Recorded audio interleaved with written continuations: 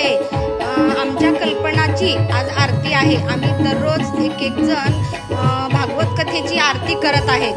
तर भाऊजी नव्हते म्हणून कल्पनाच्या छोट्या मुलांनी महाराजांना हार, श्रीफळ, शॉल घालून कथेला सुरुवात केलेली आहे. चला मग मी तुम्हाला आज भागवत कथेच्या 4थ्या दिवसाची कथा ऐकू घालणार आहे. सुंदर, अतिसुंदर कथा सांगत आहेत महाराज. राजा परीक्षित आणि सुखदेवांची इतकी सुंदर कथा सांगत आहेत ना महाराज. माणसाने कसं जगावं, मोह मायेच्या जाळ्यातनं कसं बाहेर पडून काहीतरी मोक्षाचं आपण केलं पाहिजे, हे खूप सुंदर कथेच्या माध्यमातून महाराज सांगत आहेत.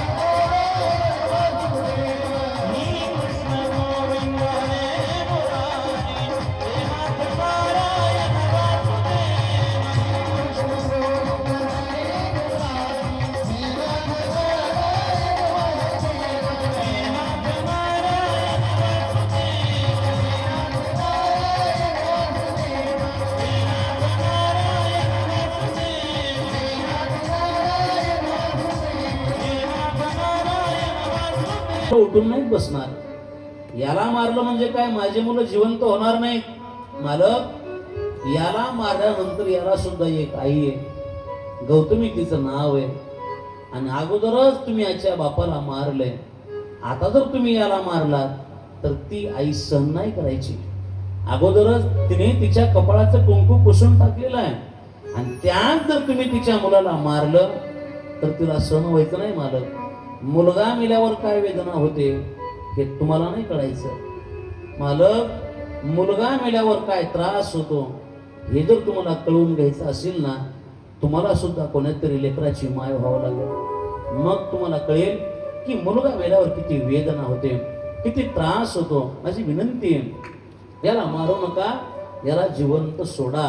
ऐका, ज्याने आपल्या लेकरांना मारले ती व्यक्ती समोर आहे, त्याला मारावंच अशी अवस्था झाली पाहिजे.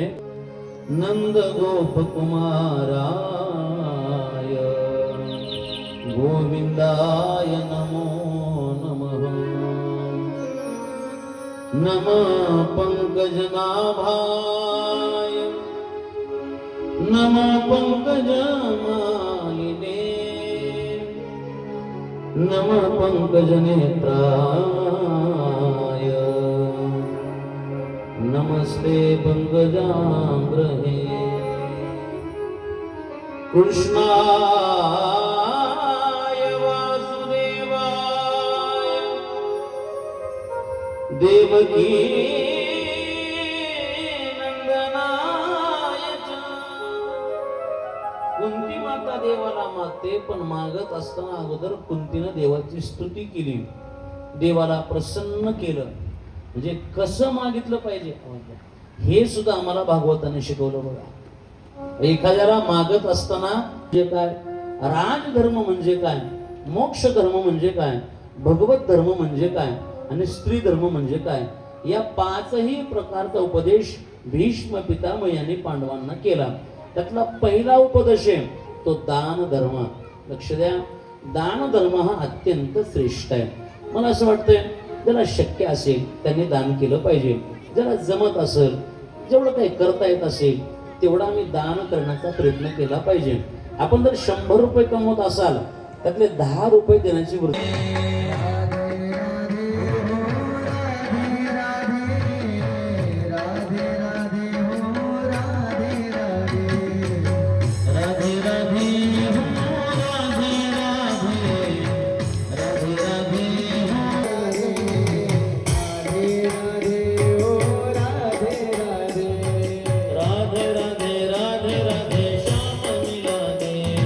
राधे राधे राधे राधे कृष्ण मिला दे.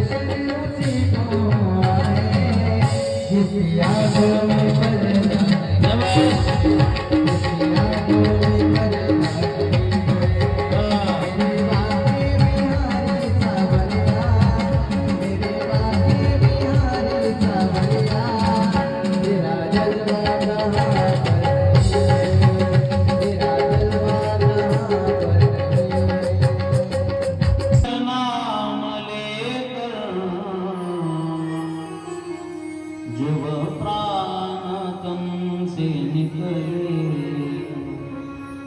एक भक्त की है आरज़ी,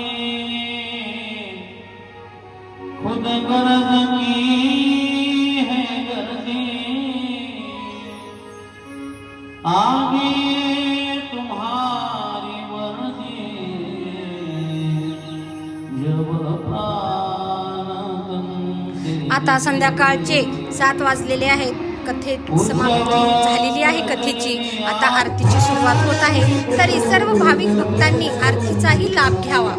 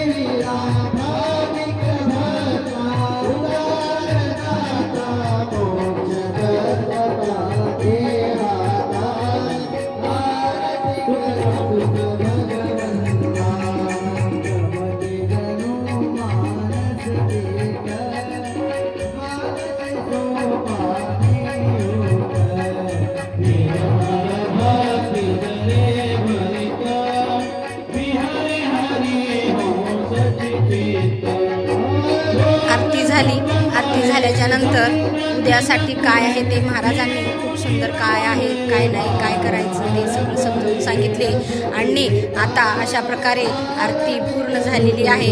आज कल्पनाच्या आणि पवार भाऊच्या फॅमिलीची आरती होती. सुंदर आरतीची सांगता झाली. आणि आता अनाउन्सिंग झालेलं आहे की सर्वांनी मिष्टान्नाचं भोजन केल्याशिवाय जायचं नाही. आज महाराष्ट्रीयन पद्धतीचं जेवण आहे मंडळी. तुम्ही पण अवश्य प्रसादाचा लाभ घ्यावा.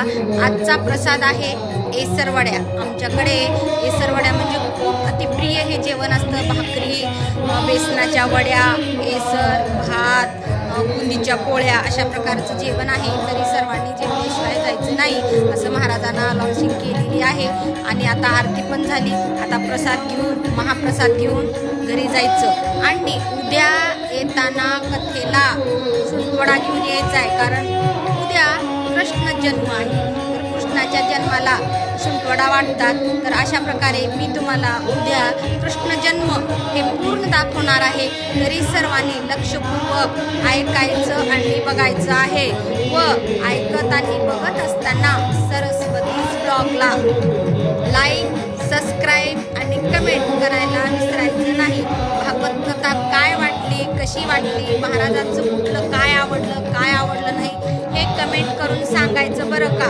मग मला पण बरं वाटेल ना. तुम्ही कमेंट, लाईक, सबस्क्राईब केल्याच्या नंतर अशा प्रकारे सुंदर मस्तपैकी आरती झालेली आहे. तरी सर्वांनी आरतीचा पण लाभ घ्या. कारण सगळ्यात महत्त्वाचं, जर कथा ऐकायला जरी बसायला वेळ नसला तरी माणसांनी कमीत कमी आरतीला तरी हात लागावा आणि आरती तरी आपल्याला लाभावी अशी म्हण आहे. त्या म्हणीप्रमाणे कथा श्रवण करायला जरी वेळ नाही भेटला तर आरतीला तर अवश्य यावे, म्हणजे कथा ऐकलेलं पुण्य सार भेटतो. म्हणून मी तुम्हाला आरती ऐकू घातलेली आहे आणि आरती दाखवलेली पण आहे. अशा प्रकारे छान मस्तपैकी लेकरं बाळ गोपाळासह आम्ही भागवत कथेचं श्रवण करून आता हे आम्ही मस्तपैकी मिष्टान्नाचं जेवण करायला बसलेलो आहे आणि अतिशय सुंदर असा स्वयंपाक झालेला आहे. खूप छान कथा झाली. कथा झाल्याच्या नंतर हे अशा प्रकारे गप्पा वगैरे करून आम्ही जवळपास 9च्या आसपास घरी निघालेलो आहे. घरी जायला सगळेच आज खूप वेळ देत आहेत. सगळ्यांचे पुनश एकदा शेलार परिवारातर्फे मी सरस्वती धुमाळ सगळ्यांचे आभार व्यक्त करते. का तर आपला अमूल्य वेळ देऊन सर्वांनी आल्याबद्दल धन्यवाद.